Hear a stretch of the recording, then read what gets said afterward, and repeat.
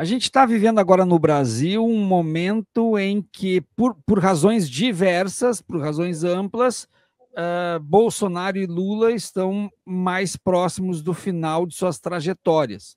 Lula por uma questão de idade, Bolsonaro por questões de saúde e questões também judiciais. Mas, inegavelmente, eles estão muito próximos do final da sua trajetória política.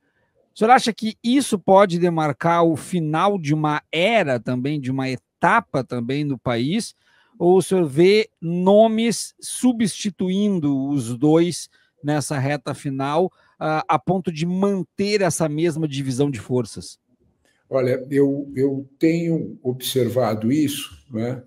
Eu concordo inteiramente com você de que há um sinal, né, muito forte de que talvez a gente consiga ter um quadro, pelo menos, a brincadeira é de um aluno meu, olha que coisa interessante. Professor, será que nós vamos ter caciques novos? A coisa é boa, né? A expressão é boa, né? O jovem Claro. foi muito sagaz para pegar isso, né? Porque tanto de um lado quanto do outro, ou dos meios, há uma dificuldade enorme de escalar posições nos partidos, porque há um controle real sobre essa situação, né? Há partidos que simplesmente terminam exatamente porque não conseguem arejar seus quadros. Eu vou dar olha o caso do PSDB, por exemplo, para citar um, né? Você vai citar enormes, uma sequência de casos desse tipo. Então, o que é que nós temos pela frente? Bom, nós temos duas impossibilidades, né? Talvez nem tanto, porque parece que o candidato Lula está interessado em continuar, tem feito situações assim. O quadro de saúde vai ser o juiz da situação. Ótimo, né? Será que nós vamos ter agora, e essa tua pergunta é bem interessante por isso, será que nós vamos ter um recuo na polarização? Esse é o ponto que me chama a atenção. Tá? Eu temo que, de alguma forma, nós tenhamos, tanto de um lado quanto do outro, uns votos muito encastelados, muito fechados. Né? De alguma forma, eu acho que vai ser difícil. Isso pode se transformar em uma educação política, na consecução de um partido? Pode acontecer. Mas eu acho que, do ponto de vista, principalmente no lado da direita, nós estamos se encastelando um perfil de voto que, de fato, tem muito, vamos dizer assim, certas distâncias com procedimentos democráticos clássicos. Vamos ser educados, né? Então, quando você olha de alguma forma para isso, praticamente 30% do eleitorado da direita tem certos vícios, né? O uso do cachimbo fez a boca ficar torta, né? E, como diziam os antigos, né? E, de alguma forma, esse fato parece estar muito presente, né? Isso vai significar mudança? Pode ser, né? Mas, de algum modo, eu temo um pouco isso, com uma observação que me parece importante. Tanto de um lado quanto do outro, nós teremos aquilo que os americanos e os ingleses chamam de kingmaker, né? Aqueles fazedores de rei, né? Tanto de um lado quanto do outro, a posição dos dois mais tradicionais políticos vai ter muito peso nessa escolha. Isso é um ponto que eu acho que a gente precisa prestar bastante atenção para arejar os fatos, para arejar a vida política brasileira. A extrema-direita não parece ter mais facilidade para construir nomes do que o campo progressista para substituir o Lula, professor? Olha, essa pergunta é realmente boa. Sabe por quê? Porque o que eu tenho observado é que há uma espécie, né? Entre nós, professores, a gente diz que alguns professores que ficam muito dispostos e tal, nós falamos que eles têm furor pedagógico, né? Uhum. Esses nossos políticos brasileiros, principalmente do lado da direita, eles anteviram uma possibilidade de inelegibilidade plena do Bolsonaro, e eles estão numa luta fratricida, observe, né? Eles, de fato, né, tanto que um dos mais importantes kingmakers, né, o Kassab, que todos reconhecem, o ex-prefeito de São Paulo, Gilberto Kassab, tem dito, olha, vamos com calma, que vocês vão precisar se fechar, pelo menos no segundo turno. está um nível de disputa, né? Nesse momento, eu temo que muito mais dividida está a direita do que os ares progressistas, do que a seara progressista. Motivo, né? Talvez na seara progressista uma opinião de Lula e tudo mais seja importante. Aqui, uma opinião de Bolsonaro pode ser excludente. E eu acho que isso aí deve pesar tanto de um lado quanto do outro. Muito bem, 21 horas e 26 minutos. Vem para cá, Fabrício Rinaldi, para ver se nós temos alguma coisa de mensagens. A gente vai mais alguns minutinhos ainda com o professor. Se nós não tivermos nada de mensagem, a gente já segue aqui para as últimas perguntas, Fabrício. Temos sim, tem o Flamarion, é isso? Flamarion Feijão, ele diz o seguinte, pergunta, professor, comente a visita de Lula à Rússia.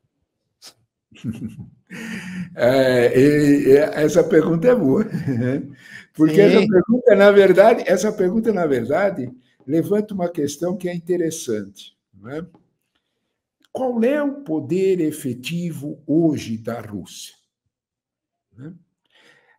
Antes da gente imaginar poderes militares, né, que são acoplados à questão nuclear, né? Qual é o poder efetivo da Rússia hoje, economicamente falando? E talvez a gente tenha uma surpresa se nós analisarmos isso com alguma cautela. Importante mesmo, forte mesmo, com capacidade de interferir no mundo inteiro, e quando a gente diz no mundo inteiro, é no mundo inteiro mesmo, é China.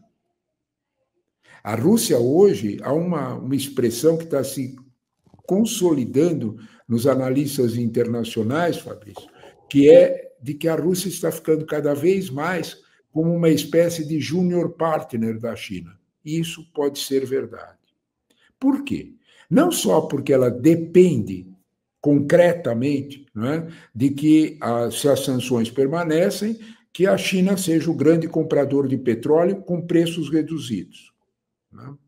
A Rússia teve, durante todo o período da globalização, um assunto bem interessante mesmo. A Rússia recebeu fortes investimentos, fortíssimos investimentos, por exemplo, da Alemanha, né, em troca de esses investimentos serem repasse de tecnologia. Né. Há muito desse investimento, se alguém tem alguma dúvida sobre isso, né, observa que o Nord Stream 2, que é aquele gasoduto que está construído e intacto, nunca conseguiu, ele foi pago pela Siemens, por exemplo. Né. Então, entre outras empresas alemãs. Em troca do que exatamente? Em troca de comprar petróleo russo a um preço conveniente. Às vezes, dependendo da geração, 20%, 30%. Todo o poderio alemão foi construído, nos últimos anos, a partir de uma energia barata. Quando a energia subiu, a Alemanha entrou em recessão. Vocês devem estar observando, faz 3 anos que a Alemanha vive em recessão. Então, quando nós olhamos para esse quadro, né, a Rússia tem poderes de acomodação, mas não tem poder de interferência. Eu temo mais que a visita do presidente Lula à Rússia seja uma espécie de antessala, de uma visão de BRICS para onde ele realmente quer sentar para conversar, que é Pequim. Se a gente olhar para o quadro brasileiro hoje, os investimentos mais substanciosos, as possibilidades mais reais de você construir um planejamento futuro, ela está acoplada a projetos chineses. Eu vou citar um só, o Porto de Xangai, no Peru. Se vocês olharem toda a malha de projeção ferroviária e hidroviária no Brasil, estou falando lá em cima no Amazonas e para cá no centro-sul até o centro-oeste, para aproveitar Xangai no Peru. Todo o escoamento de soja com uma capacidade competitiva que diminui em 10 dias a viagem até a Ásia. A soja brasileira é com investimento chinês.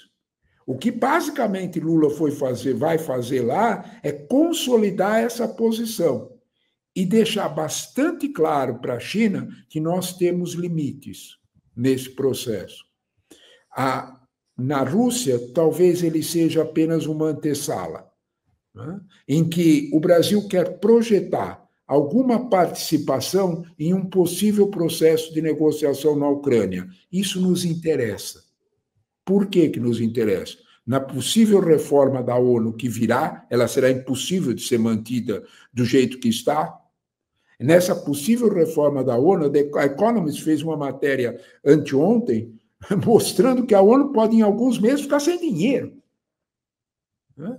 Então, porque muita gente não está pagando, muitos países não estão pagando, estão aproveitando o clima de Trump para não pagar. Então, quando você olha para esse quadro, que vai ter uma reforma da ONU, vai ter uma situação assim, é bom que o Brasil projete uma posição mais de sentar na mesa decisória. Essa passagem pela Rússia pode ter um pouco esse sentido. O alvo mesmo da visita é Pequim, o alvo mesmo da visita é o Brasil, de alguma forma, acoplar-se às posições chinesas de desenvolvimento e principalmente de investimento. Acho que esse quadro tem que estar ficando bem claro. A outra mensagem, uma mensagem chegou aqui, Viário, só para mencionar, porque vocês estavam falando disso, né, sobre os possíveis quadros da esquerda. E tem uma pessoa que escreveu aqui Dino 2030. Eu separei porque muitas pessoas em outras lives comentam sobre o Flávio Dino. Falam, pô, o Flávio Dino seria o nome. E os convidados costumam indicar que o Flávio Dino é melhor no STF, vai funcionar melhor para a manutenção da democracia se ele estiver no STF. Quem pode ser um possível quadro para 2030? Dino é um bom nome, professor? Ah, sem dúvida nenhuma. Né? Sem dúvida nenhuma. É um nome experimentado, é um nome absolutamente testado no poder. Olha as condições em que ele ocupou e as condições em que ele entregou o Maranhão. Então, quando se olha para esse quadro, você tem uma situação. É um dos estados mais pobres da federação, mais difíceis de gestão. Uma gestão difícil com a Vale do Rio Doce, tem uma série de problemas ali difíceis. Dino conseguiu articular isso como um administrador.